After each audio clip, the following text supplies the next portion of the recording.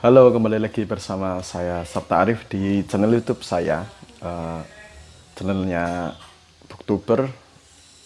Di channel ini saya akan membahas beberapa buku yang setelah saya baca, kurang lebih bergenre sastra dan buku-buku self-help. Bagi teman-teman yang belum subscribe, ayo dukung channel ini agar terus berkembang dengan cara subscribe, like, dan nyalakan lonceng agar teman-teman bisa tahu video-video yang akan saya upload selanjutnya.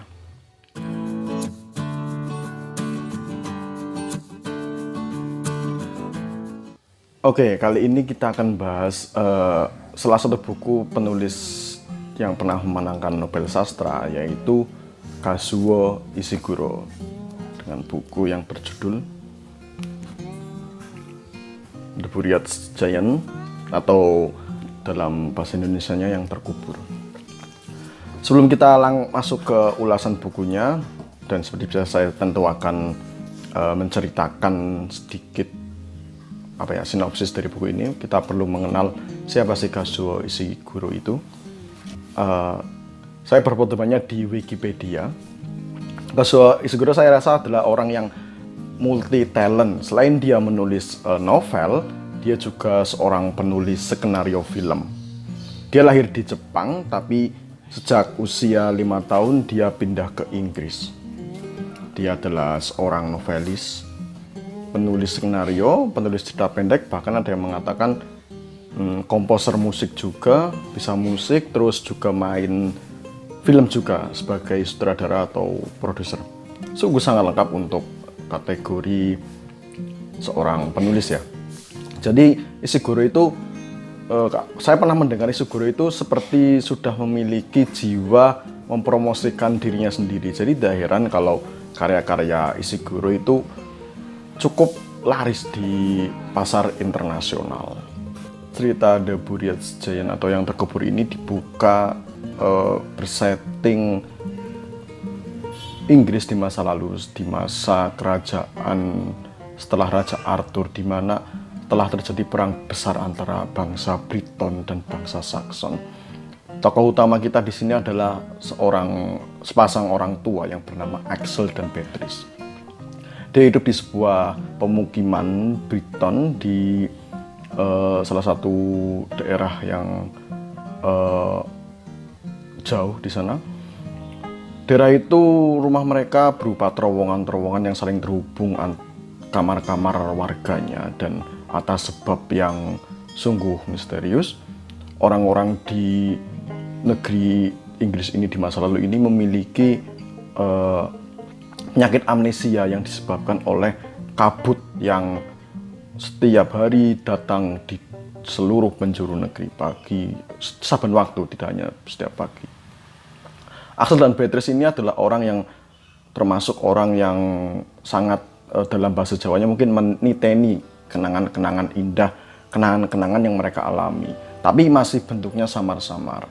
Suatu ketika Axel dan Beatrice mendapatkan masalah hingga mereka diberi hukuman oleh pendeta di pemukiman mereka dan warga-warga yang ada di desa mereka, agar mereka tidak boleh menyalakan lilin ketika malam tiba. Hal ini tentu saja menjadi sebuah gangguan bagi sepasang tua ini. Mereka, kalau saya membaca di buku ini, mereka ternyata telah dijatuhi hukuman, yaitu dikucilkan oleh warga-warga di sana. Singkat cerita, Beatrice sudah tidak betah dengan keadaan mereka yang serba mendapatkan perlakuan yang tidak baik, dan akhirnya mereka sama-sama ingat. Pertamanya Beatrice yang ingat bahwa mereka ternyata punya anak yang berada di desa yang sangat jauh, kira-kira 2 hari perjalanan. Dengan membulatkan tekad yang sangat kuat, Beatrice meminta Axel melakukan perjalanan. Mereka melakukan perjalanan secara diam-diam, tanpa pamit, tanpa izin kepada pendeta di desa mereka. Sebelum perjalanan, sebenarnya Beatrice ini mengalami sakit punggung atau sakit tulang yang lumayan kambuh, dan hal ini membuat kekhawatiran di diri Beatrice dan Axel sendiri. Akhirnya mereka berdua memutuskan mampir di salah satu desa bangsa Saxon yang seringkali dikunjungi oleh Beatrice. Katanya di sana ada seorang yang bisa mengobati penyakit Beatrice ini. Singkat cerita, perjalanan mereka pun dimulai dan mereka mampir ke sebuah desa yang sangat familiar bagi Beatrice, di mana bahasanya pun lumayan dipahami lah oleh seorang Beatrice itu, tapi Axel tidak terlalu paham. Mereka pun masuk ke desa itu dan naasnya di desa itu ternyata telah terjadi musibah, yaitu seorang anak yang bernama Edwin diculik oleh makhluk yang bernama Ogre. Mungkin teman-teman pernah, kalau yang sering baca novel fantasi tahu Ogre ya. Novel ini memang bergenre fantasi, tapi saya rasa penggarapannya sungguh realis. Orang ini bernama Edwin dan suatu malam yang mencekam desa begitu mengalami kekhawatiran yang parah, dan untungnya ada sosok kesatria yang bernama Winston yang menyelamatkan Edwin dari musuh-musuh Ogre ini. Namun sialnya Edwin mengalami luka di bagian dadanya, seperti luka digigit Ogre. Hal ini menjadi malapetaka bagi Edwin karena bahkan orang tuanya sendiri pun berniat mengusirnya dari desa. Kalau diumpamakan, Edwin bahkan ingin dibunuh dengan cara dilempari batu di sebuah rumah gubuk yang nantinya juga akan dibakar. Hal ini tentu saja tidak disetujui oleh semacam tetua desa Saxon itu yang bernama Ivor. Akhirnya dengan berunding dengan kesatria yang bernama Winston itu, Ivor sepakat ingin mengasingkan Edwin ke desa yang jauh di timur sana, desa yang akan dikunjungi oleh Winston. Dan mereka pun bertemu antara Winston, Edwin, Ivor, dan Beatrice, Axel dan Beatrice. Dalam sebuah ingatannya yang samar-samar juga terjadi akibat kabut yang melanda seluruh penjuru negeri, Winston samar-samar mengingat sosok Axel, tapi begitu samar. Dia mengenal sosok Axel seperti ketika masa kecil dia melihat seorang kesatria penunggang kuda yang sangat baik yang menawarkan kedamaian di negeri itu. Tapi ingatan itu saat itu gagal diciptakan secara utuh di pikiran Axel. Singkat cerita, Axel, Beatrice, Winston, dan Edwin melakukan perjalanan bersama. Di perjalanan, akhirnya mereka bertemu seorang kesatria bernama Sir Gawain. Sir Gawain bersama kudanya bernama Horace. Sir Gawain ini adalah kesatria Arthur yang ditugasi untuk membunuh seorang naga betina yang bernama Quirrell. Bacanya apa ya? Pokoknya itu, nanti saya tuliskan. Naga betina ini, konon katanya naga betina ini adalah salah satu penyebab kenapa ingatan-ingatan di seluruh penjuru Inggris itu menjadi hilang. Yaitu dari napas naga betina ini yang membuat kabut itu tercipta.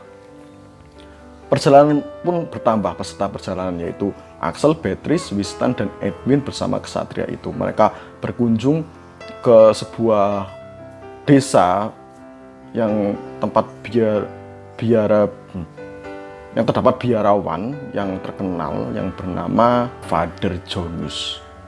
Disitulah dia terkenal dengan kebijaksanaannya, dan dari Father Jonas lah ini sebuah fakta besar terungkap bahwa ingatan-ingatan yang hilang di seluruh negeri Inggris di masa lalu itu disebabkan oleh hembusan napas kabut yang disebabkan oleh hembusan napas naga betina itu. Akhirnya dengan membularkan tekad, ternyata Winston itu mempunyai misi untuk membunuh naga betina ini. Sedangkan tugas utama dari membunuh naga betina itu sebenarnya dijatuhkan atau diamanatkan kepada seorang kesatria bernama Gawain. Tapi sayangnya bertahun-tahun, berpuluh tahun, pekerjaan ini tidak juga selesai. Ada sebuah fakta menarik di balik kenapa Sir Gawain tidak juga membunuh naga betina ini. Akhirnya perjalanan pun mereka pun dimulai hingga terjadi sebuah kerusuhan besar di desa biarawan itu, dan mungkin tidak asik kalau saya ceritakan semua di sini.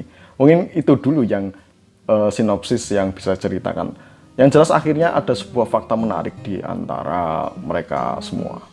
Kita lanjut ke ulasannya.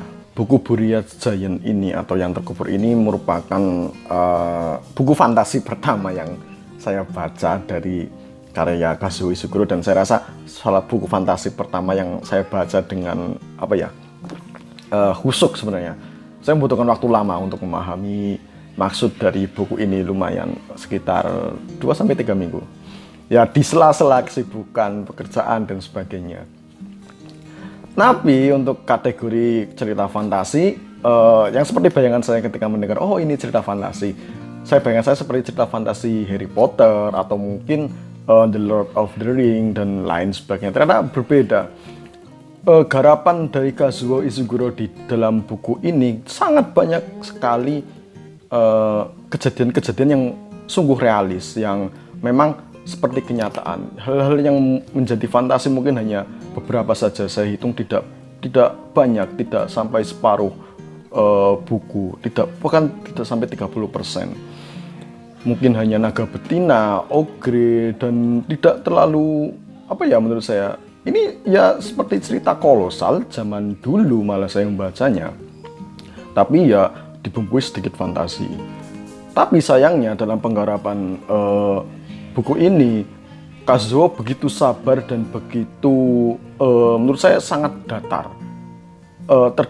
Tidak terlalu banyak konflik-konflik yang meledak. Mungkin hanya pertempuran pun tidak terlalu detail. Dan jika teman-teman membaca dengan tidak begitu khusyuk,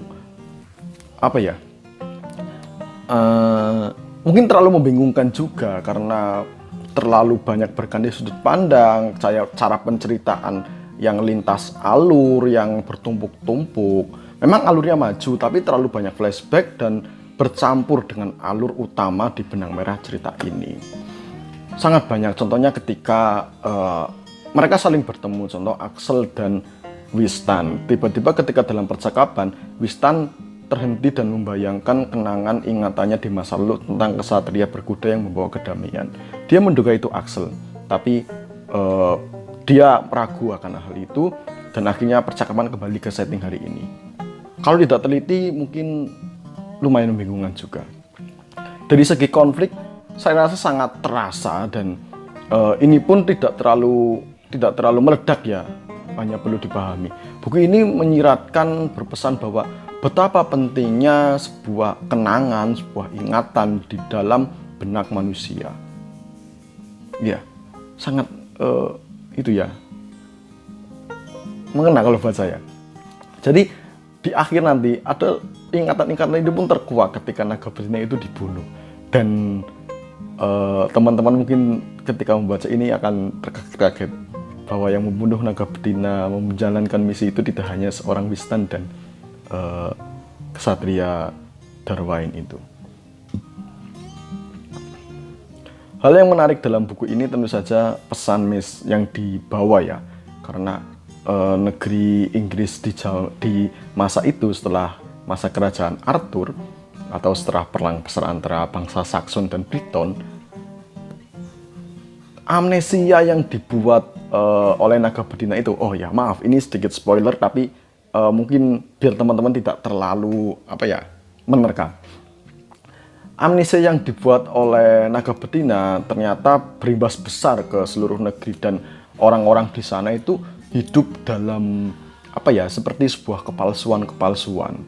Jadi mereka seperti menyusun ulang kehidupan mereka sejak kabut itu datang. Ini ada unsur politisnya juga nanti di ending. Dan yang paling penting adalah betapa pentingnya ingatan dan kebersamaan bersama pasangan. Ada seorang pengendara perahu yang dia bisa menebak ini pasangan ini benar-benar pasangan yang serasi apa enggak. Bagaimana caranya nanti cari tahu sendiri di buku ini. Oke, mungkin itu ulasan singkat dari saya. Kalau saya melihat di Goodreads, saya tidak menemukan yang biasanya yang buku bahasa Indonesia di Goodreads. Nanti kalau teman-teman menemukan bisa share dengan saya. Tapi di buku bahasa Inggris mendapatkan rating 3,5 dari 5 bintang dari 77.000 orang yang memberikan rating, dan mendapatkan 99.900 reviewer. Kalau saya akan memberikan bintang 4. Konfliknya sebenarnya sangat bagus dan pesannya mendalam kalau buat saya. Terus juga potongan-potongan cerita di dalam buku ini sangat-sangat mendalam dalam realitas. Tapi sayangnya penggarapan dari Kazuo yang membolak-balik berganti sudut pandang yang begitu tiba-tiba membuat mungkin membaca kebingungan, dan alurnya yang datar itu apa ya, tidak terlalu kentara, tidak terlalu mengena, dan sayang sekali endingnya pun anti klimaks saya rasa. Mungkin itu yang membuat berkurang, dan sayang juga ada beberapa tipe di penerjemahannya. Tapi secara keseluruhan buku ini sangat bagus, sangat recommended untuk bagi teman-teman yang ingin membaca karya Kazuo Ishiguro. Oke, itu dulu dari saya. Bagi teman-teman yang ingin mendapatkan review buku selanjutnya, jangan lupa like, subscribe, dan nyalakan lonceng. Sampai jumpa di video selanjutnya. Dadah!